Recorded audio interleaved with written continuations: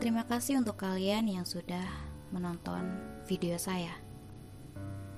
Novel ini berjudul Suami Penutup Aib, karya saya sendiri, Nadifa Cahya. Bab 1, Tespek. Ketukan pintu terdengar. Aku yang sejak tadi gelisah menunggu hasil tespek yang sudah kucelupkan ke dalam wadah berisi urin membuka suara. Siapa? Seseorang dari luar pintu kamar mandi menyahut dengan suara khas cemprengnya. Nada, apa kau masih lama? Wanita yang biasa aku panggil Mbak Laras menjeda kalimatnya, lalu kembali bersuara. Tolong lebih cepat, kita kedatangan banyak pelanggan, ujarnya. Belum sempat aku menjawab, suara langkah kaki Mbak Laras menjauh. Aku gelisah dan panik. Satu sisi penasaran dengan hasil strip kecil yang masih terendam wadah urin. Di sisi lain, aku memiliki tanggung jawab yang harus diselesaikan. Sejenak aku berpikir mana yang harus didahulukan. Sudahlah. Setelah mengambil keputusan, aku langsung menyambar strip tersebut lalu memasukkannya ke dalam tas. Sengaja kertas yang hanya segaris itu ku genggam demi sebuah tanggung jawab ku simpan rasa penasaran ini.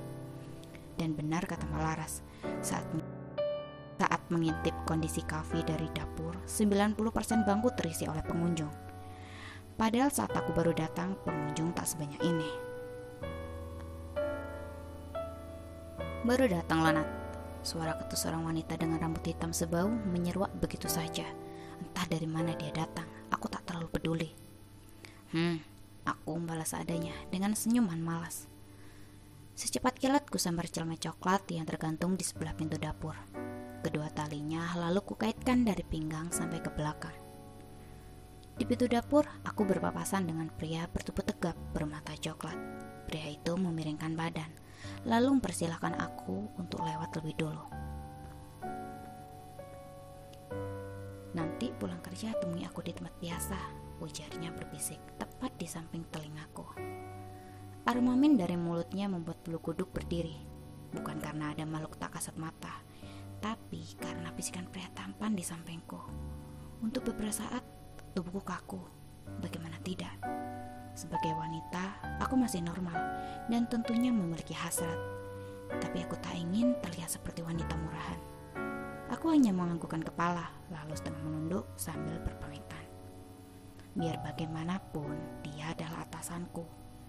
Bukan, dia adalah pemilik kafe ini. Dan supaya tidak ada kecemburuan sosial di antara pegawai yang lain, aku harus tetap bersikap profesional.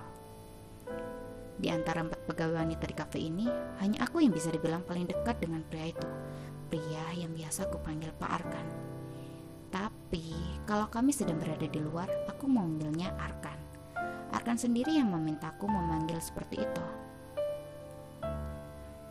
Bahkan, ada satu pegawai yang iri melihat kedekatan kami.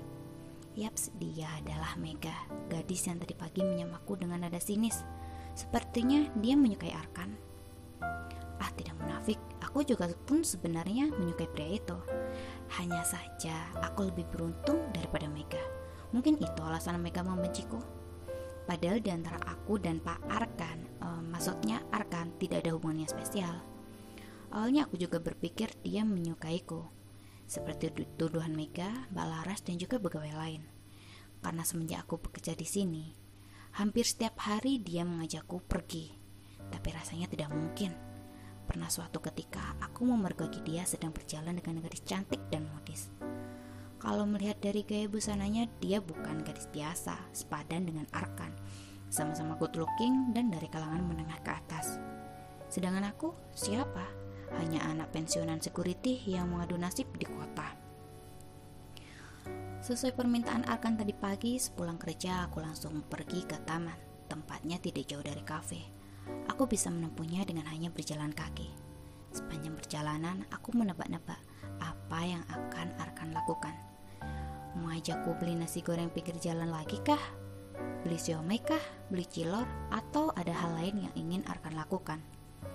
Dia memang pria yang aneh. Terlepas dari statusnya sebagai pemilik kafe, dia tidak segan membeli jajan di pinggir jalan. Kalau untuk kalangan menengah ke bawah sepertiku sih wajar, tapi untuk kalangan menengah ke atas hal itu menjadi aneh menurutku sih. uangnya tak akan berkurang hanya untuk jajan di mall atau outlet mewah. Entahlah, kenapa aku jadi mikirin alasan dijajan di pinggir jalan. Mungkin dia mau berhemat. Seketika sesuatu di dalam tasku bergetar. Segera aku ambil benda pipi tersebut. Terlihat nama Arkan berkedip-kedip. Assalamualaikum, ujarku sambil terus melangkah ke arah bangku taman. Waalaikumsalam. Nat, bisa tolong tunggu sebentar?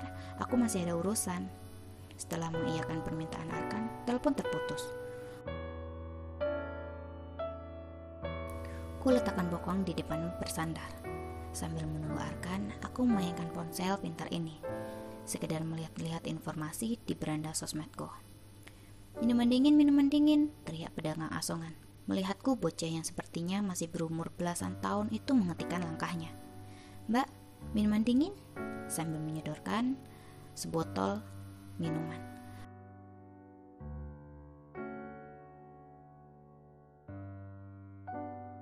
Aku memandangnya sebentar. Melihat bocah ini, aku teringat dengan Dava, adik laki-lakiku. Ada aqua yang biasa, Dek? Tanyaku. Kebetulan aku sedang haus. Ada, Mbak. Ini 5.000, ujarnya sambil menyodorkan botol ukuran sedang. Sebentar, Dek. Aku merogoh tas untuk mengambil dompet. Sebentar. Benda apa ini?